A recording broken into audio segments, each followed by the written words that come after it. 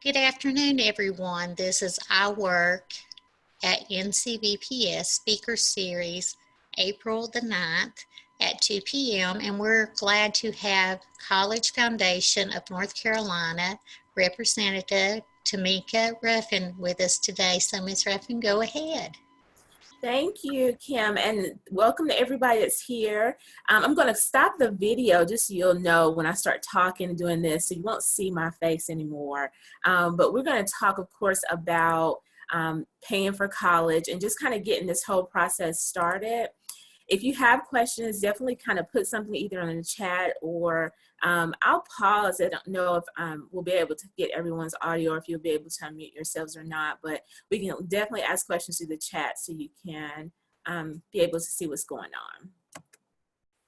So we're going to go ahead and talk about this paying for college. This is one of those things, especially right now, it's probably bringing a lot of anxiety to a lot of people is how you're going to pay for college.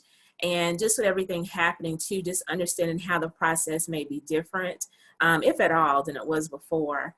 So we'll just to kind of, I always like to start out with the fact that we do want to make sure that you at least understand kind of what colleges bill you for and what they don't.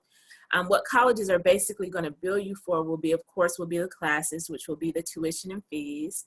And then they're also going to bill you for room and meals. So if you were to live on campus, you would get a bill for either for the tuition fees, room and meals, or you get it for just the tuition and fees.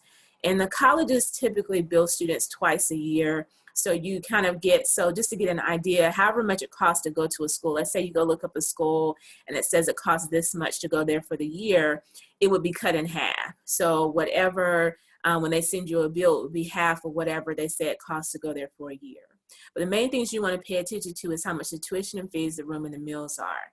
The things I do tell people, the only thing you can really make adjustments to are going to be the room costs.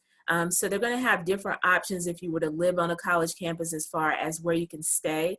And so as you're looking even online, looking at schools and how much they cost, you definitely want to pay attention to the different room costs because some of them may have suites where you have your own room and everybody shares like the common living area, or you're living like in a dorm, or you're living in an apartment style. So they have different options.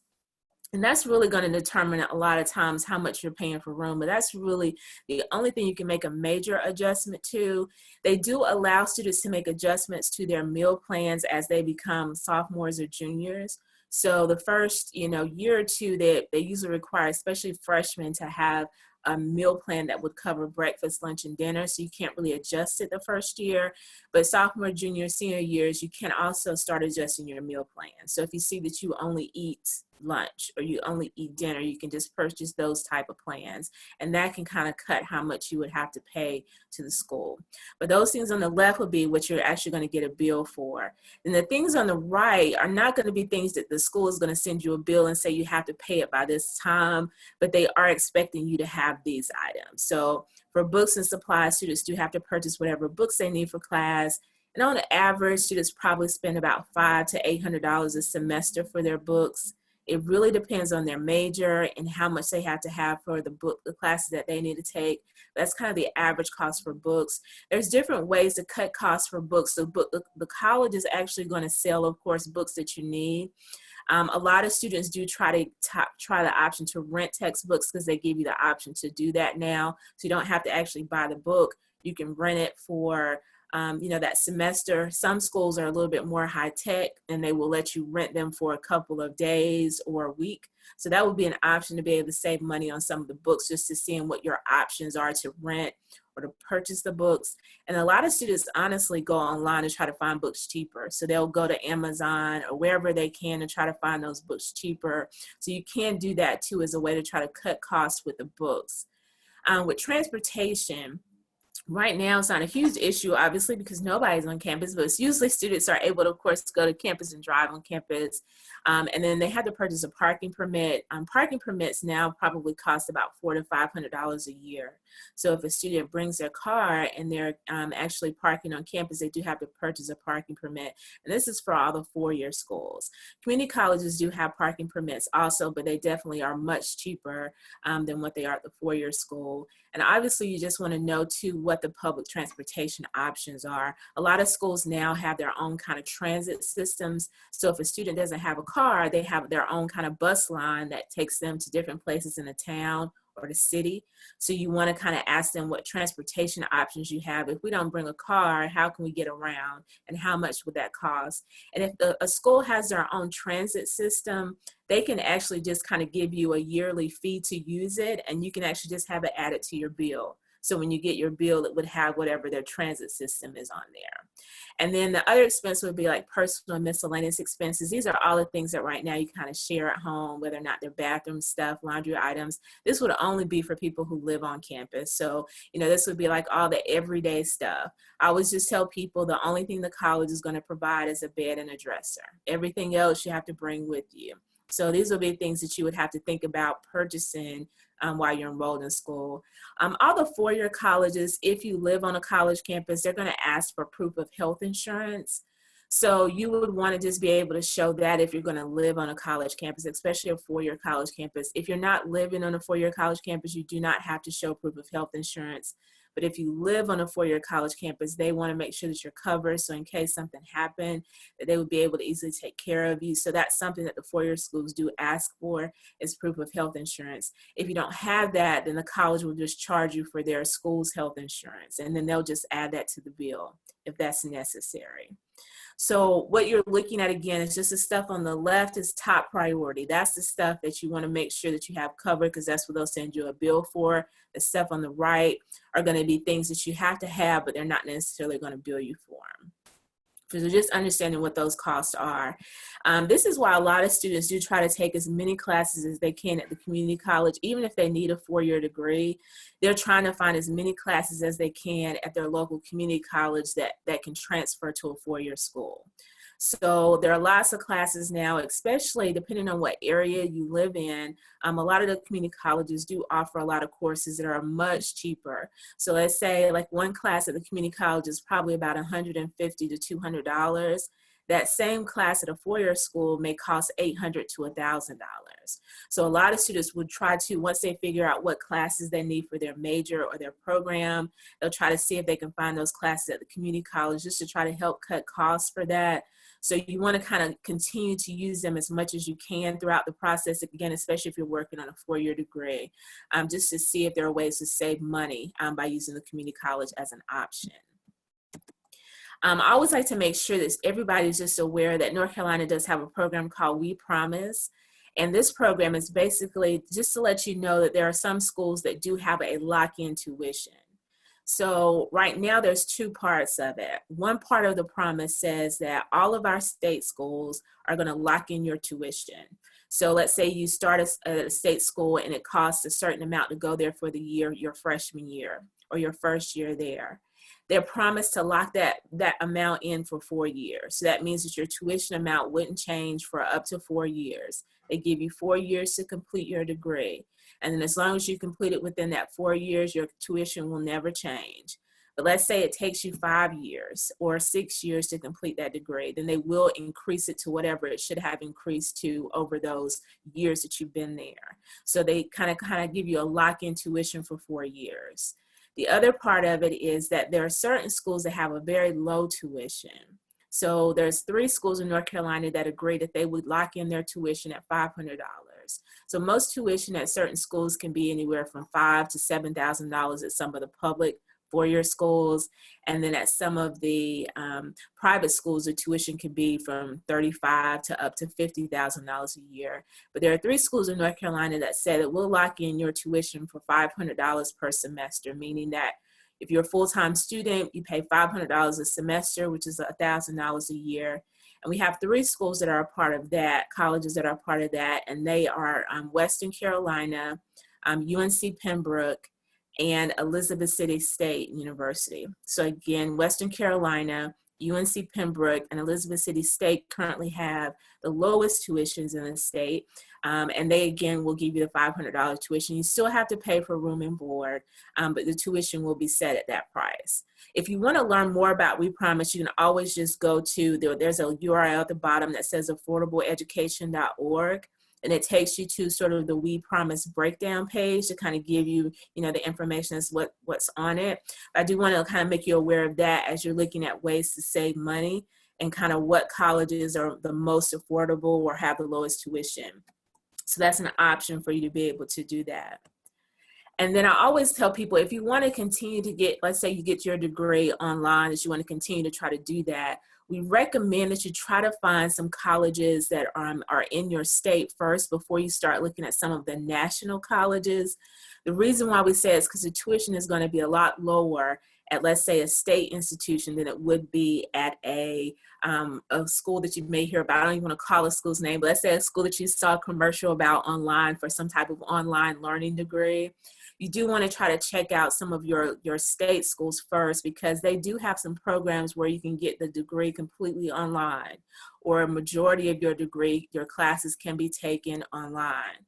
And so be sure that you check that out. On CFNC's website, we do have a way that you can find what colleges offer online. So if you go to cfnc.org, there's a college search area. And under that area, you can find what colleges have online degree programs. So that's just kind of let you know, again, if you just want to continue to try to get your entire degree online, try to go to some of your state schools first before you go to a national model type online school, because they're going to be a lot more expensive than your state schools will be. And something that they started new for the state of North Carolina. So for students who are actually getting ready to start their degree, I don't know how many students have already done this, but they do require that students, their last year of high school, their last year before they start at a four-year school, they do have to apply for residency in our state. And so whatever that last year is that you're planning to kind of finish up the high school degree or to start on a degree in general, you have to apply for residency. And this is the website that you go to apply for. It's ncresidency.org. The earliest that they let you do this, so that if you have a couple of more years before you're going to actually start working on your college degree, you don't have to worry about doing the residency thing right now. You can do it 15 months prior to you actually starting college. So starting your four-year degree. But once you do that, you'll go to this website and they'll actually give you a residency number, so that any of the colleges, they'll already know to charge you in-state tuition. It used to be where colleges would make their own decision on whether or not you were in-state or out-of-state. Now they require, if you're a North Carolina resident, you have to apply for residency. And they'll give you a residency number, and then you give that number to a college. And that college knows not to charge you out-of-state tuition. And that's the website that you go to. You can actually go to it now if you still have time, you know, just to kind of play around with it if you've never seen it before. They do have some frequently asked questions that people ask about the residency, so you'll be able to see that there.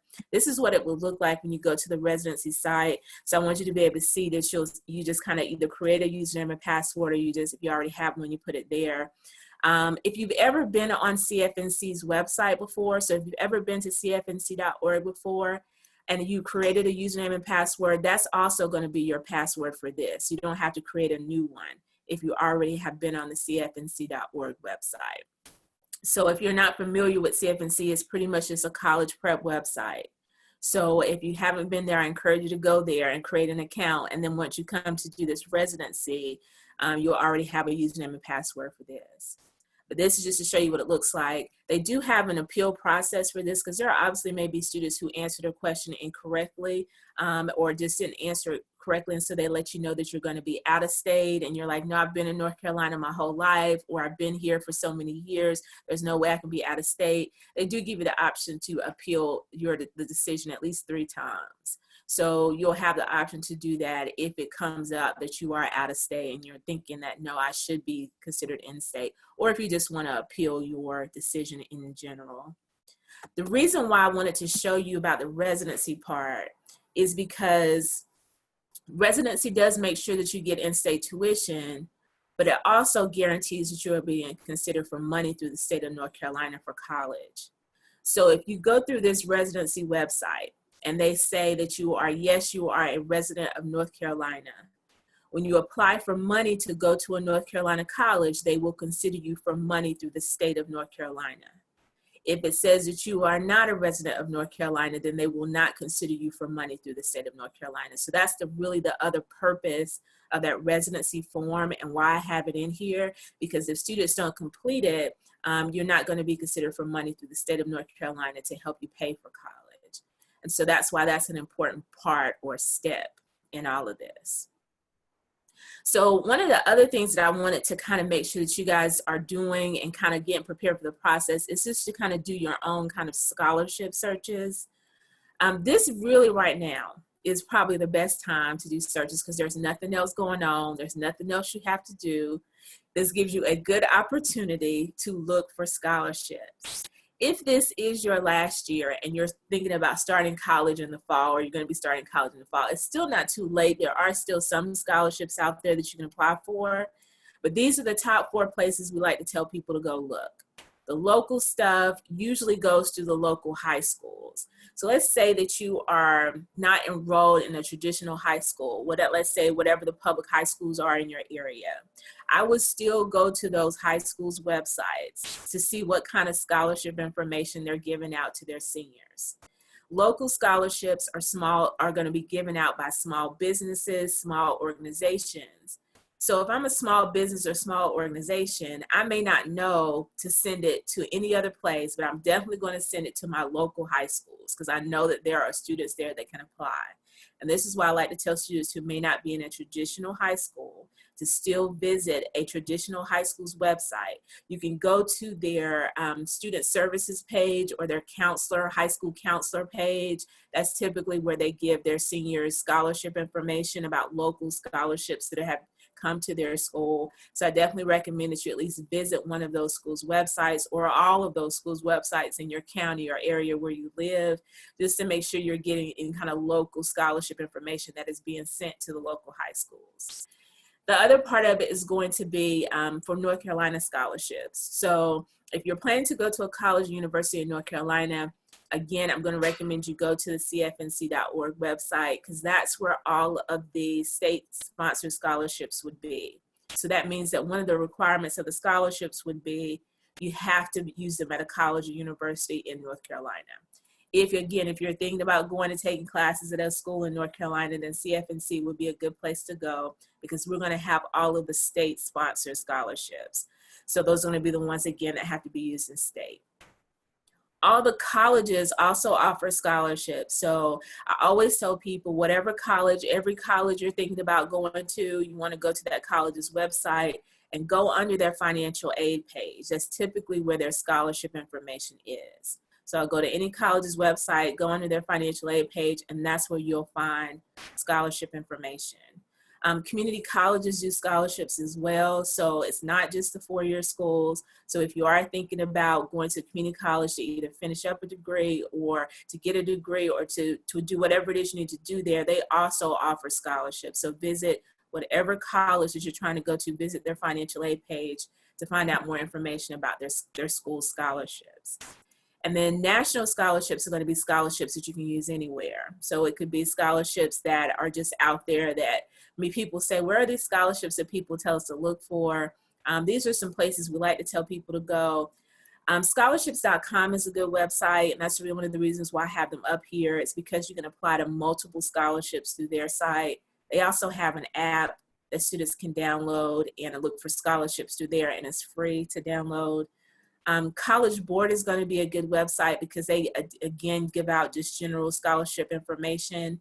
FastWeb is another one that's popular among a lot of students because you pretty much just create a profile and they send you scholarships based off of your profile. So if you put down that you plan to major in nursing, they'll send you scholarships that are for nursing students. So the FastWeb kind of does it by profile. And then what you can use a lot of time doing right now is just doing simple Google searches. So I would go to Google and you can type in scholarships. It'll probably bring you 1 million hits. So I'll probably be a little bit more general, but you can type in, if you know your major, let's say I was thinking about engineering, I could type in engineering scholarships. If they exist, Google will pull them up for you. So any scholarship that has engineering as a part of the requirement for it, it's going to come up with that. You can be a little bit more specific if you're female or male. You could put in, let's say you could put in female engineering scholarship. or if you do it by race, you could do it by, do searches by anything that's kind of general or unique to you. The only thing I do tell people not to do is never pay for scholarship information. So all scholarship applications are free. You should never have to pay for one. So if you get to a website and they say send us money, it's some type of scam. So never pay for a scholarship application. They're all going to be free if it's a genuine scholarship. And then so the other thing you want to know when you're doing Google searches is just think about anything that has any type of major name to it. So when I'm on Google, I'll think about, or I wonder if any kind of store or any kind of brand name offers some type of scholarship. So I might type in Target scholarship. If Target offers a scholarship, it's going to take me directly to their scholarship page because I typed in Target scholarship.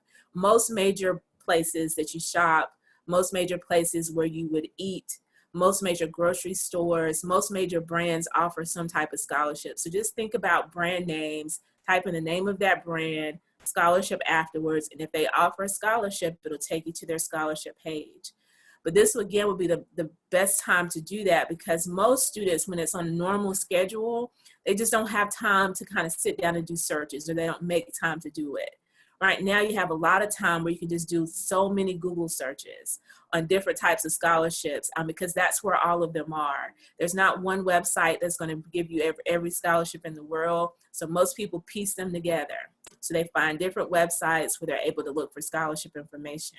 So use this time right now to take advantage of that. If you still have a couple of years to apply for it, because there will be scholarships that will say it's just for a high school senior only, so your last year of school only, to be able to apply for it. If you find that before that time period, save it to your favorites, start an Excel spreadsheet, put the name of the scholarship, the website you found it on, and the date you can start applying for it your last year.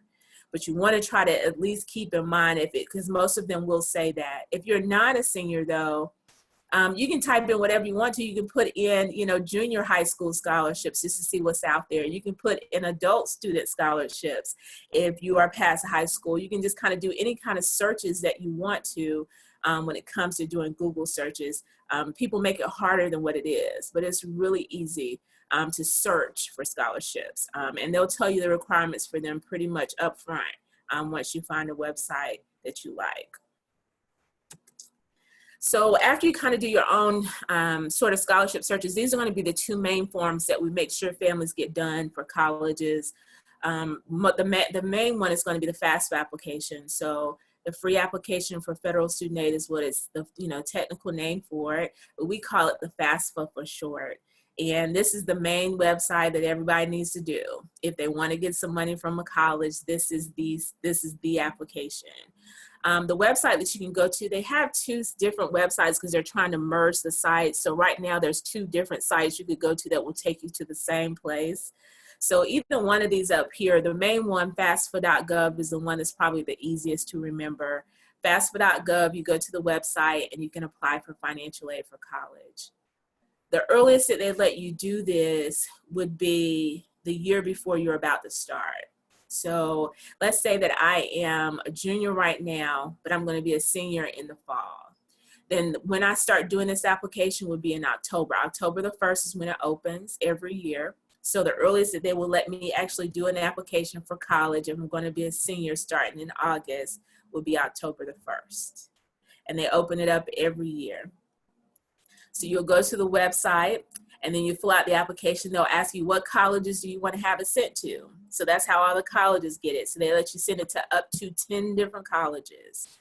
You don't have to have been admitted to any of those colleges. You can put down every college you're thinking about applying to. You might apply to whatever those colleges are, and then they'll send a copy of this application to all of those colleges. If you get admitted there, they'll process your financial aid. If you don't even apply to the school, and they just won't process it. But at least you will have sent it to them just in case you're thinking about a particular college. It has to be renewed every year. So when you go in to do it the first time, that's just for the first year of college.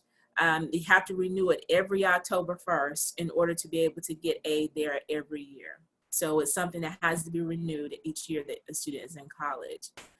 They do have an app for it now, which has made a lot easier for students. The app is called My Student Aid. And so you can go to your app store on your phone and then just look up My Student Aid. It is a free app to download, and you can actually complete this form completely on your phone through the app. And again, the app is called My Student Aid. So that's one of the forms you definitely want to get done. Some students have to do the second form, but not many students have to do this one. I'm just mentioning that because there are some students that will need to do 2 financial forms for colleges. Most colleges just want that FAFSA, but there are some colleges that say that we actually want you to fill out this second financial form because we want to see what other information that was not asked on the FAFSA. We only have 5 schools in North Carolina, so I give you an example of how not all schools have it. We only have 5 colleges in North Carolina. We have over 110 colleges in North Carolina. Only 5 of them ask for this second form. So I'll name for you the 5 colleges in our state that ask for them so you can kind of get an idea. But in North Carolina, we have Duke, Wake Forest, Elon, Davidson, and UNC Chapel Hill. Students that go to those 5 colleges, the colleges want them to fill out the FAFSA and they want them to do this CSS profile. If you want to know whether or not, let's say you're thinking about an out-of-state college and you want to know whether or not they would ask for the second form, you can just go to this College Board website that's at the bottom of the name of it, so collegeboard.org, and you can look for CSS profile, and it'll have all the colleges in the country that would want this. This is just kind of like a supplemental form that some colleges want. The FAFSA form is free. This second form, if you do have to do it for a college, it does cost about $25 to do. And depending on how many colleges you have to have it sent to, they may charge you a little bit more. However, they do have a waiver so that you can have an option to say, I want to see if I qualify for a waiver. And you can kind of put in your information and they'll let you know if you qualify for a waiver. So you don't even have to pay that amount that they're asking you to pay. But this is the form that you'll need to do. It also opens up October 1st every year. So if I was a student that had to do both of these, I just do them at one time. So because they're going to ask very similar questions. So I would do them at once. But again, not all colleges are going to ask for it, just certain schools. And you can go to the colleges' websites too, and they'll have it on their financial aid page if they also want the CSS profile. So this is just to show you what the FAFSA website looks like. So if you've never seen it before, you can play around with it. Even if you have a year or 2 before you actually have to do it, you can go to the site and just kind of see what it looks like. They do have a practice form on there, so you could do like a practice FAFSA just to see what kind of questions they would ask. But this is what it looks like when you go to the site, and then you'll see the arrow just says click start here, and then you start answering the questions. Most students cannot fill it out by themselves if they're under 24 years old. So they do have some questions though that they ask. So they'll say, if you're under 24, do you meet can you answer yes to any of these questions? So they'll ask you a series of questions. If you can answer yes to one of those questions, they'll let you as a student do it by yourself without a parent. But if you're under 24 and you answer no to all the questions that they ask you on the form, then you have to put parent information on here too. So that's kind of like the general rule. 24 or younger, typically you have to have parent information on here when you fill it out. So just so you'll know how that will work once you get there. But they will ask you some questions to see if you are don't have to do that. So just to kind of give you this, I'm not really going to go through the whole income section because it can be a little bit more detailed, but I do want to let you know on these financial forms, they're going to ask you for income information. So if a parent's information, again, if I'm under 24 and I have to have my parent information, they're going to ask me about my parent's income. And so when I do this form, that what they're basically asking parents for is their income for the prior year. So if I was a student that was starting school in August, like let's say I'm going to be a senior in August, and I have to fill out my FAFSA on October 1st, they're going to be asking my parents about the information for 2019. So I know what a lot of people are asking about now, like with currently what's going on, like my income in 2019 is not what it was right now or has changed a lot. Something that all the colleges have is that they have financial change forms. They've always had this, so this is nothing new. but now even more so, there's going to be a lot more people using those. You will have to contact the financial aid office, but they will be able to let you know how you can download a special form where they'll have families to explain how your income has changed since the last year that you filled out your taxes.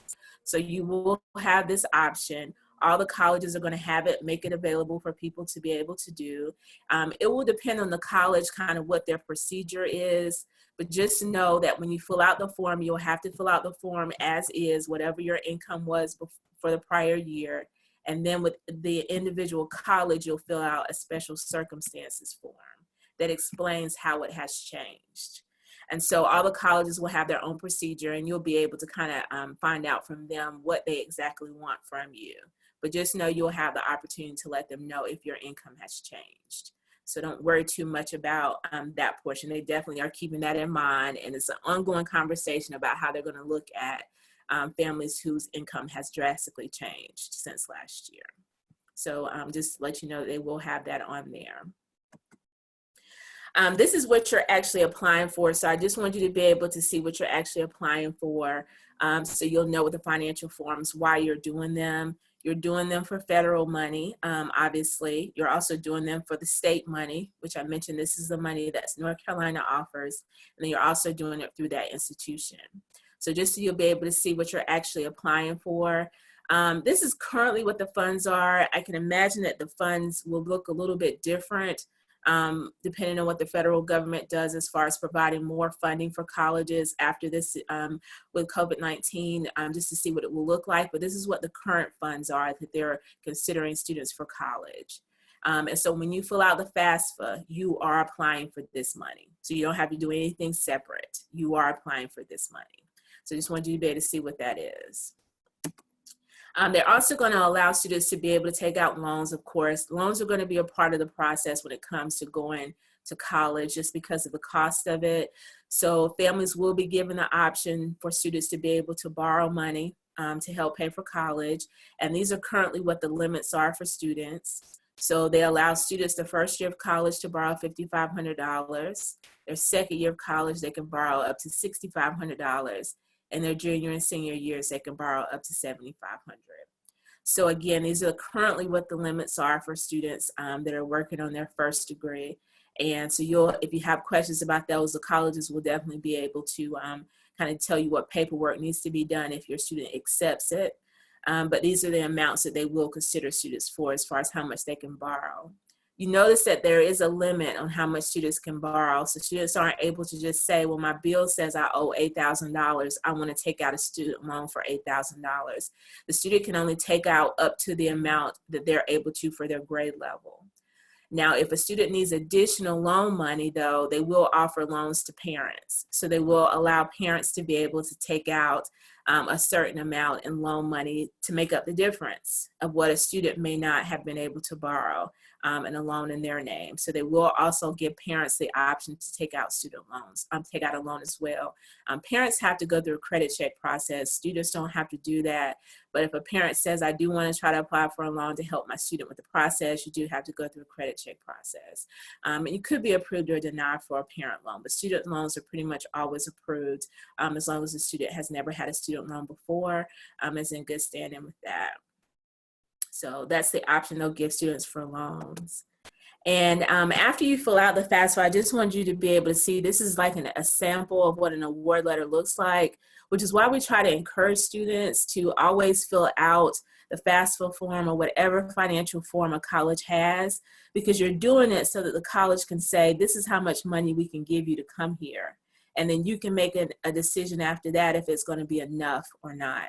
So this is a student who filled out the FAFSA, and it's just showing you what the school has offered them based off of that.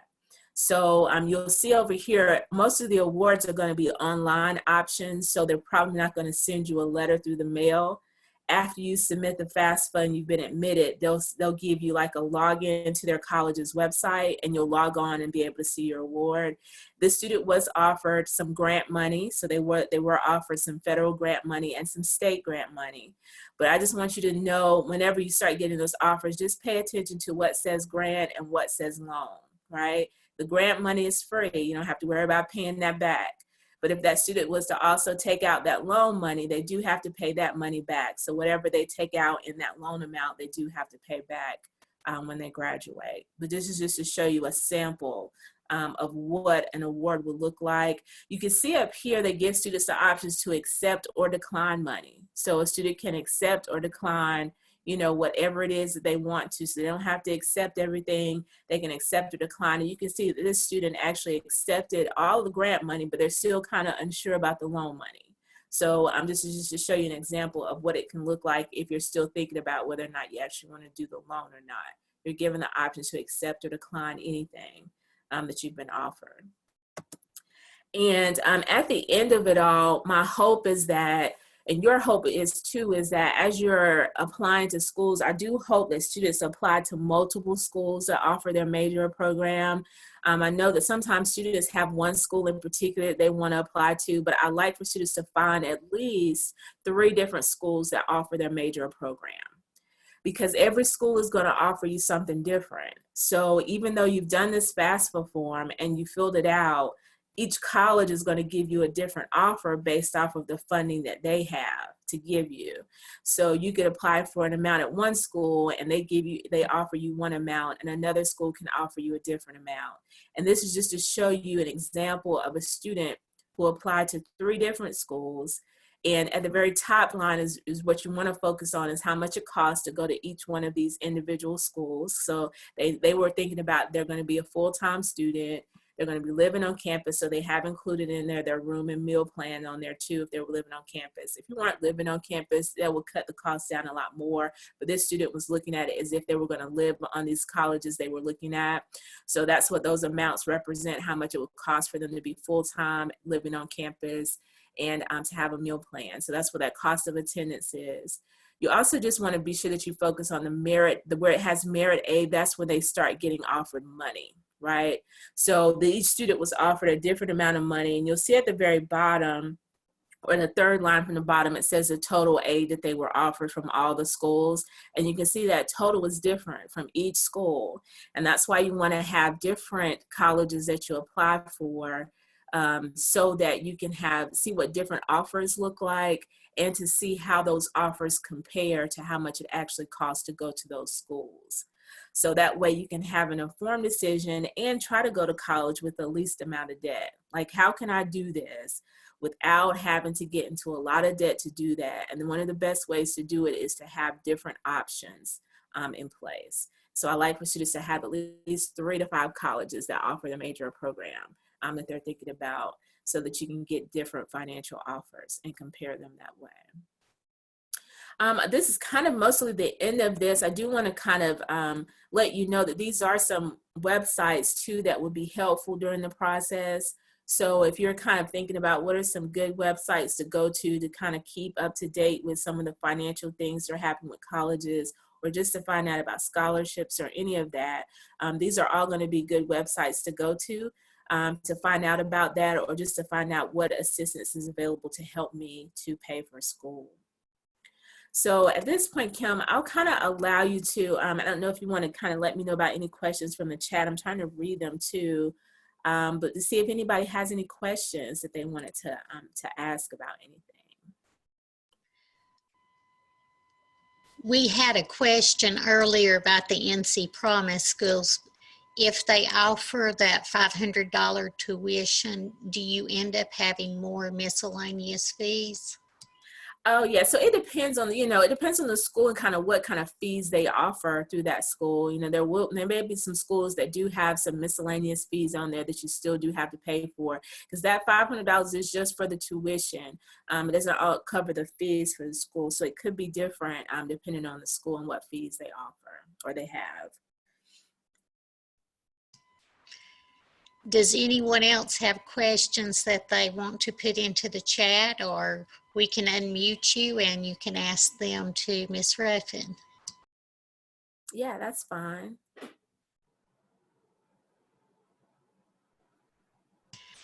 I like that you shared that different offers from different schools, because sometimes I know you might even get from one of the private colleges a better offer than a state school sometimes, even though the tuition is less expensive, because they do have some other forms of financing. And it looked like maybe one of those offers that you shared on that slide was maybe Yeah. that same option.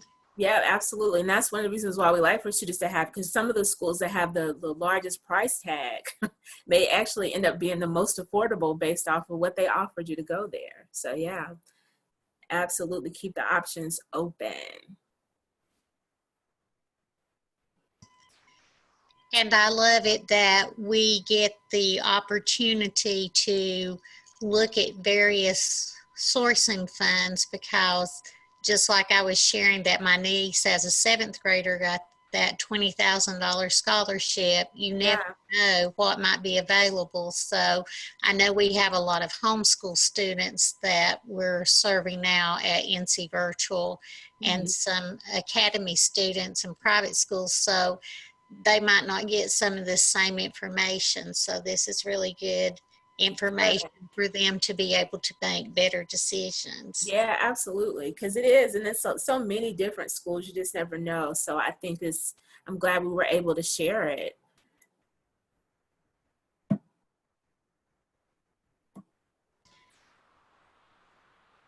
Yes, we're going to put this archive on our website and in our non-public newsletter. So this is good opportunities for our students across the state. And we're so glad that we're getting to partner with you to get this information. And I see Brittany Privet is in here, and she's coming for a session on April the 23rd. Brittany, do you have anything you want to add?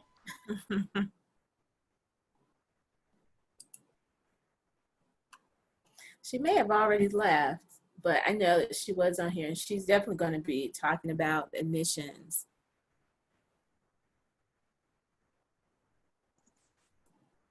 Oh, hey, there we go. Yes, great job, Timeka. I'm you. really excited to talk to everybody on the 23rd, I believe, at 2 o'clock. And I'll be covering admissions and everything that goes along with that.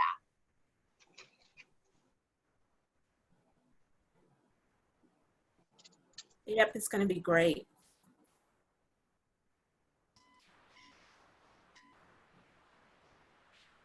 Does anyone else have any questions to share, or do we just need to wrap it up? I always love coming because I always learn lots of information. Yeah, no, you probably get to learn about everything.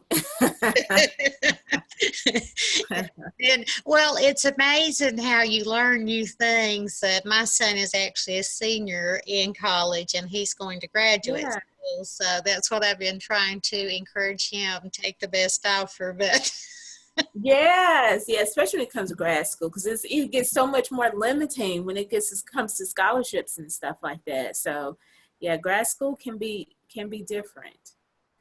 But it's great to see that we have these opportunities for our students, and we're big proponents of education, because I know personally I was a first generation college grad, so it's been a blessing.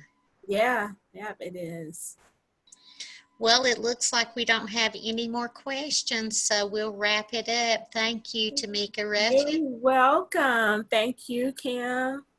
And thanks, Brittany, for coming. And we'll see you on April the 23rd at 2 p.m. And thanks, everyone. And as always, CFNC has delivered. Have a good weekend and holiday, and we will see you later. Okay. Thanks, everybody.